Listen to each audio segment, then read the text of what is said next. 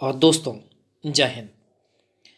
बहुत पुरानी बात है कि सियाचिन और सर क्रीक मुद्दे भारत और पाकिस्तान के बीच हमेशा लंबे समय से बने रहे।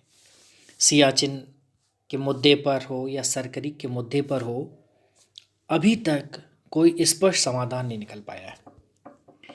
सर क्रीक की अगर हम बात करें तो सर क्रीक कहाँ पर है?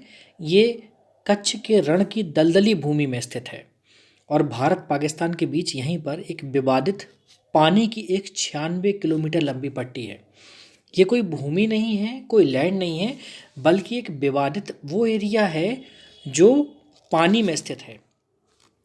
इस जलधारा को मूल रूप से वैसे बाण गंगा के नाम से जाना जाता था। बाद में एक ब्रिटिश अधिकारी के नाम पर इसका नाम सर क्रीक रख दिया गया, क्योंकि सर क्रीक ने ही यहाँ से एक बंटवारे के लिए एक रेखा निर्धारित करने की कोशिश की थी। अब सर क्रीक की यह धारा गुजरात के कच्छ क्षेत्र से पाकिस्तान के सिंध प्रांत को विभाजित करती हुई अरब सागर में गिरती है। तो याद रखिएगा, सर क्रीक को बाण गंगा कहते हैं। अब जो सर क्रीक विवाद है, ये मोस्टली कच्छ और सिंध के बीच समुद्री रेखा की अस्पष्ट व्याख्या है।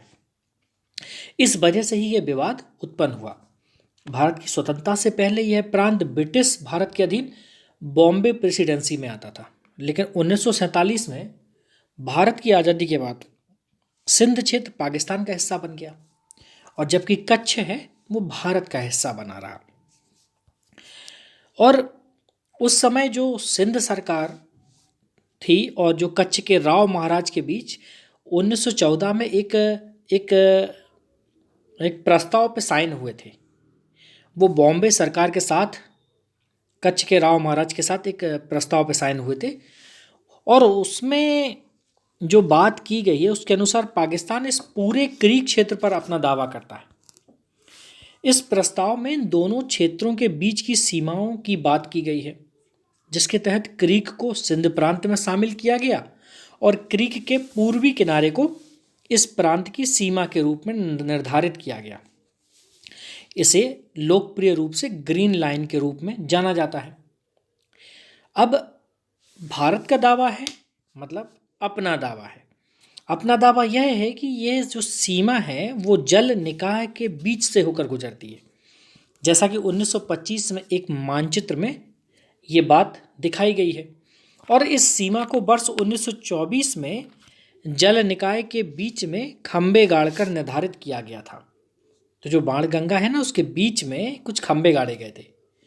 तो भारत अपने समर्थन में अंतर्राष्ट्रीय समुद्री कानून में वर्णित एक थ्योरी है, जैसे कहते हैं थालबेग थ्योरी या थालबेग डॉक्ट्राइन, इसका हवाला देता है। और इसमें कहा गया है किसी वाटर बॉडी के नौगम्य होने पर, नौगम्य मतलब जिसमें आप निकल सकते हो, मूवेबल हो सकते हो, नाव चला सकते हो, दो राज्यों के मध्य सीमा को नदी की धारा के बीच से विभाजित किया जा सकता है।